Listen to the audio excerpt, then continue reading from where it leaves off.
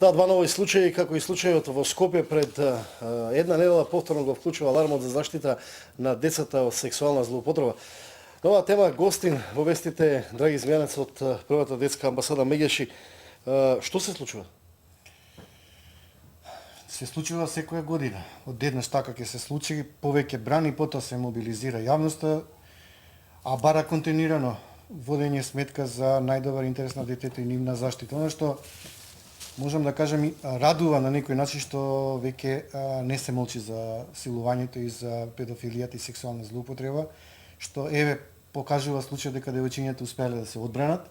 Значи ние имаме првата детска амбасада вели вака, мора децата да се самозаштитуваат и заштитат, мора да има едукативни програми уште од мала возраст, од градинка и основно училиште, да го препознаваат своето тело, да кажат дека имаат право на приватност, дека никој не сме да ги допира и доколку се да избегнуваат ризично однесување од возрастните, секако да не влегуваат во автомобил, да не примаат подароци. Секој сомнително однесување на возрастни да го пријават кон најблискиот, кон родителот, и доколку се најдат во непријатна ситуација, тогаш мора да будираат по незгодни делови на телото, да врескаат, да бараат помош, никош не се знае, можеби некој и ќе помогне. Доколку се случи најстрашното, мора да се оди на ресоциализација, мора да се отварат прифатилишта за деца жртви на сексуална злоупотреба. Првите 48 часа се многу битни. Не сме детето да трпи дополнителни виктимизации и травматизација на докажување на вината на осомничениот. Треба да биде една изјава во специјални скрин соби, каде што стручни лица ќе го водат процесот на интервју со кукли, со играчки, цртежи. Судијата ќе ги земе предвид тие видеозаписи на главен распит и не сме да има сочување на детето жртва со осомничениот. Осомничениот за ова тешко кривично дело мора да е во притвор и да се донесе брза пресуда и, како што велам, покрај едукацијата, извинете, треба да биде мобилна, да бидат многу мобилни родителите, значи мобилноста, приправноста, едноставно родителите се тие кои мора да бидат внимателни каде им се движат децата со. Мислите дека овие елементи ќе бидат доволни за да се заштитат децата или никако ние не можеме децата да ги ставиме ни во стаклено звоно и да постојано гледаме со кого се каде се. Ниту пак воспитно-образовниот процес може да биде толку едукативен за да децата знаат и како да се заштитат и само заштитат да избегнат таква ситуација. Едноставно ова патологија, ова психичко расстройство кај педофилите не може да се стави под контрола ако не се применат мерки на санкција.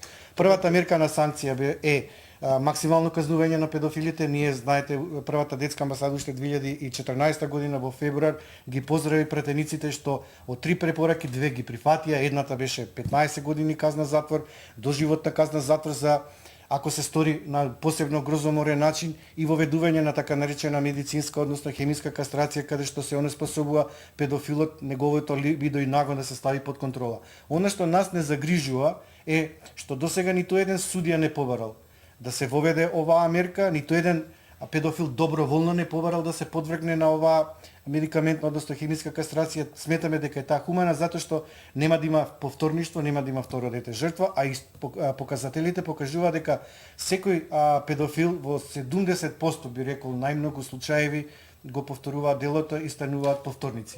Кој е суштината, односно како да се дефинира педофилот? Со оглед на тоа дека не е случај само во Македонија, ние читаме по медиумите Србија има голем број.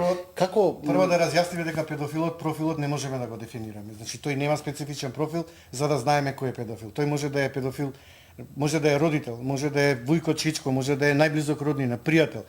Тие го стекнуваат довербата на детето. Прашањето ми е дали тој тип на луѓе во себе така израснале или во текот на животот се преломува нешто во нив па доаѓаат во таква ситуација. Знаете што ние ова долго време го следиме уште од 1996 година. Оно што загрижува е дека во најголем број процент педофили се мажи 95%, а во најголем процент жртви се девојчиња 95%. Тогаш ако силувањето, случката што му се случила на детето, девојчето, кога било жртва, таа не станува насилник и педофилка кој ќе постане возрастен. Значи тоа е расстройство некој нагон и либидо кој возрастниот не може да го контролира, сака да општи со помало дете. Тој смета дека на детето му е убаво и дека тој на тој начин воспоставува една нормална врска. не знаејќи дека го повредува и дека остава печат и травма за цел живот. Некогаш дури и толку е травматично што детето се затвора во себе, родителот не може да ја препознае првата реакција која на детето му се случува, дури има и културолошки проблеми од страв, срам, повреда кон најблискиот, детето молчи.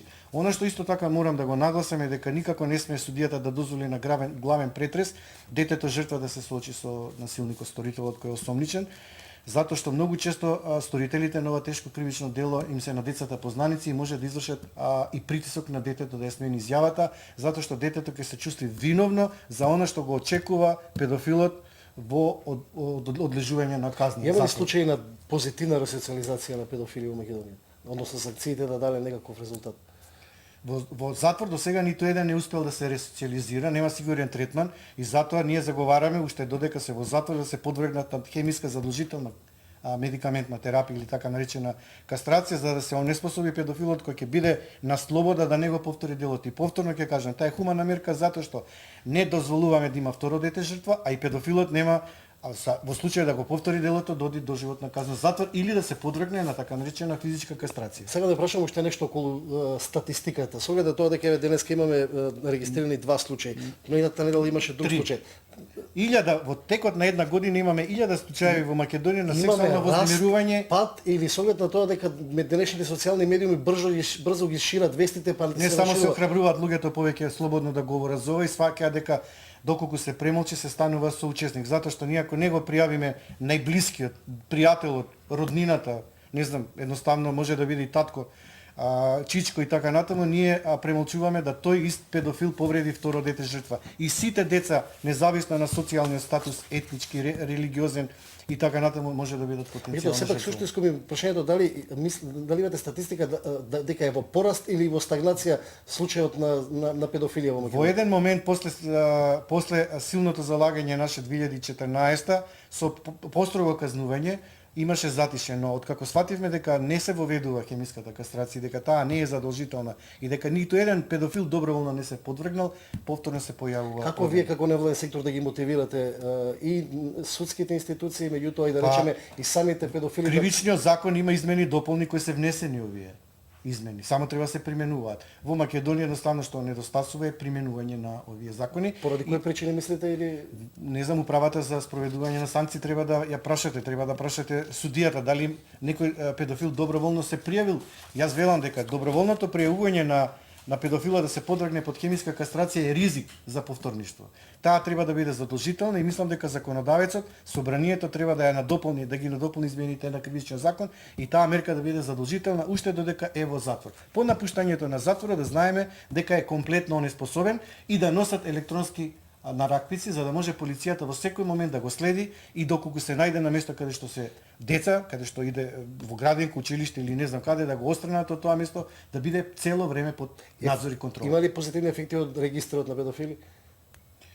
Регистарот на педофили има и добри и лоши страни. Добрата страна е што секој еден работодавец може да види кој е педофил и нормално да внимава да не го вработи во својата институција, организација и така натаму. Негативна е што се етикетира целото семејство. Значи, ако педофилот е сторител на тоа тешко кривично дело и го знаат сите, цела семејство и децата негови ќе страдат поради таа дополнителна виктимизација. Секако треба да се знае, но со посебни гаранции доставени до МВР. МВР треба да даде увид на сите кои сметаат дека треба да бидат информирани, но под услов да не се превземат никакви мерки кон педофилот, затоа што секој посегнување по животот на педофилот значи кривична одговорност затоа што има луѓе кои се огорчени, едноставно пристигаат секакви закани за нив. Ја мислам дека тие треба да бидат на една сигурна далеченост или хемиска кастрација или доживотен затвор или институција затвор болница за нивно дистанцирање од можно напасување на следно дете жртва. Благодарам мој денешен гостин, драги измјанац од првата детска амбасада Мегаши. Зборувавме за начините како да се заштитат малолетниците од педофили.